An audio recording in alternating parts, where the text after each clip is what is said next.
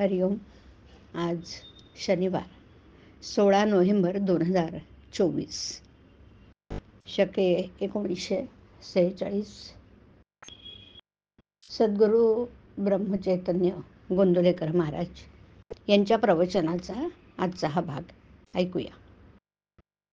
अभिमान जाणं ही देवाची कृपाच. ऐकूया. आता उत्सव पुरा झाला.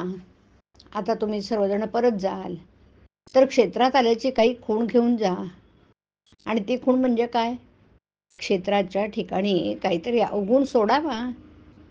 आपल्याला जी काही प्रिय वस्तू असते ती सोडावी. तर इथे येऊन विषयापैकी एखादा विषय तरी तुम्ही सोडाल का? इथे साक्षात परमात्मा आलेत, त्यांचे तुम्हाला सर्वांना दर्शन झालं आहे. तर मला वाटतं याहून तुम्ही काहीतरी जास्त करणं आवश्यक आहे. तर एक गोष्ट इथे द्यावी आणि एक गोष्ट इथून घेऊन जावी. अभिमान इथे सोडावा आणि त्याच्या बदली देवाची कृपा घेऊन जावी. अभिमान तुम्हाला देता येईल का? अभिमान ही उचलून देण्यासारखी वस्तू आहे का? अभिमान जाणं म्हणजेच देवाची कृपा होणं आहे. अभिमान सोडू म्हणून सुटत नाही. मागे एकदा असं झालं की एक जण 3 वर्षापर्यंत एके ठिकाणी बसून सारखे साधन करीत होता. मी एके ठिकाणी सारखे बसून साधन करतो आहे असं त्याला वाटत असे. एकदा त्याचे गुरु तिथून जात होते. त्याला साधनाचा अभिमान झाला आहे असं त्यांना ताबडतोब समजलं आणि म्हणून ते त्याच्याजवळ जाऊन म्हणाले की तू इथे काय करतोयस? तर तो म्हणाला मी इथे एका ठिकाणी बसून 3 वर्ष साधना करतोय. ते म्हणाले वा वा, फार छान. तू आणखीन 3च दिवस इथे सारखं बसून साधन कर, म्हणजे आत्तापर्यंत केलेल्याचं श्रेय मिळेल. तो तसं करू लागला.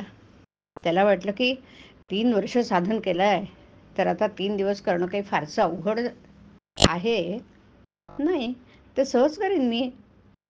पण गंमत अशी आहे की त्याला गुरुने सांगितल्यावर तिथे 5 मिनिटं सुद्धा बसवलं नाही. त्याला हातून कोणीतरी फेकून देत आहे असं वाटू लागलं. खालून मुंग्या आल्याशा वाटू लागल्या. आजूबाजूने सारखी भीती वाटायला लागली.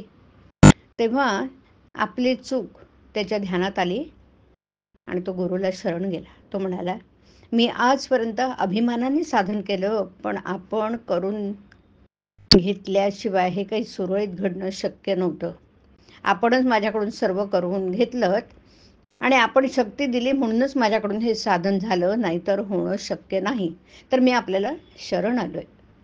आणि मग याप्रमाणे शरण गेल्यावर त्याला गुरुकृपा झाली. आणि म्हणून सात्विक अभिमानही उपयोगाचा नाही.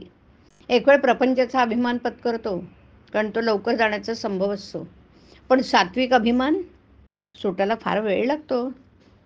परमार्थामध्ये मिळवण्यापेक्षा मिळवलेलं टिकवणं हेच फार कठीण जातं. हरिओम.